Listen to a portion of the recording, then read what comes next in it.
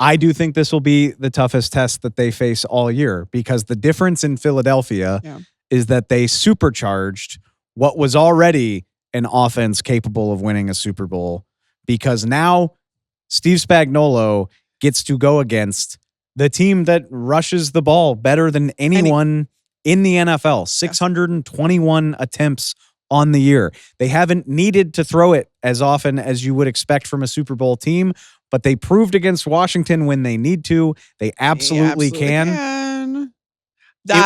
It won't take anything away from the accomplishments of the Kansas City Chiefs, but it starts to feel like, to me, if you can handle this rushing attack behind this offensive line, if you can play the run well enough to take Saquon Barkley out of the game and then still find a way to stop Jalen Hurts in these receiving options, my early take is that it will be the most impressive thing that the Chiefs do, at least defensively, during this entire run.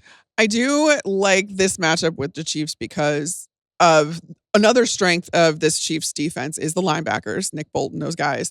And that's something that, if you're going to have a prayer against the Philadelphia Eagles, that's the unit that has to play the best, I think, given what they can do on the ground with Saquon, what Jalen Hurts can do with his own legs if he is healthy, which he should be by the time the Super Bowl rolls around. And then all of the underneath stuff, like you see the stuff with Dallas Goedert and how he has played such a clutch role for the last, multiple seasons. Dallas Goedert is synonymous with clutch in so many ways. And then you have the guy that you can go deep on over the top. And with A.J. Brown. And the Eagles are so good. Kellen Moore is so good at picking those spots, because there's only so much you can defend as an NFL defense. And that's why you hear all these coaches always talk about, or even players talk about, we need to make them one-dimensional. We need to make them one-dimensional. The Eagles are like four-dimensional at this point, with so many different weapons and so many ways to beat you, that even taking away one of those dimensions doesn't do much for you, because they still have answers to the problems that you're presenting. So I agree with you. I think this, please make no mistake, while me saying that I think the Chiefs are still going to ultimately pull this out, my family's from Philly.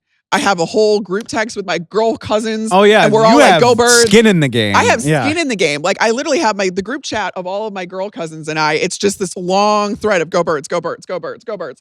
They are unhinged. And I want that for them. But it's just, again, we keep talking about the Chiefs like, they're Thanos, because they're inevitable. Yeah, well. But I do think that this is going to be quite a game. People like to say that we use the Thanos analogy all the time. Thanos was defeated. Right. At the end of that whole saga. Right. So yeah, is Saquon Iron Man? I hope he doesn't have to make the same level of sacrifice as Iron Man. I know. But needless to say, I think this illustrates very perfectly. I can't wait for this game. And I get it. It's fun to see new teams. It's fun to see new matchups. I think that's where a lot of the griping comes from. Mm-hmm. But schematically, narratively, what's at stake for the Chiefs, what it would mean for the Eagles if they were the team to stop it. And I'll steal this point from our guy, Henry McKenna, who said it on the recap show. After the Eagles also were a team that disrupted the Patriots' string of success. Says a lot about an organization when you're able to pull off victories like that. Well, do you remember earlier this season before their week 5 bye week where we were all like, things don't look so good in Philly? Yes. I was guilty of it too. Throughout I will be the first to say it. Yes. I will be the first to say it. Every Sunday. It was like, are the vibes okay? Yeah. And even after that, even as they were winning games, it was like, yeah, but it feels like I can't trust this team because the vibes are off. And then they go out since that week 5 bye. They've lost one game. They've been the most impressive team in the NFL for the vast majority of this season. And I have to think that Josh and Lamar were amazing, and the Chiefs are the Chiefs, and they're here. If anybody's immune from I said what I said. The Chiefs of it all, the narrative of it all, don't you think it's Nick Sirianni and his crew? I think my job here is done. I don't want to hear any complaining about this game. I'm pumped for it. We've got so much more to say about it. We got plenty of time to do it too.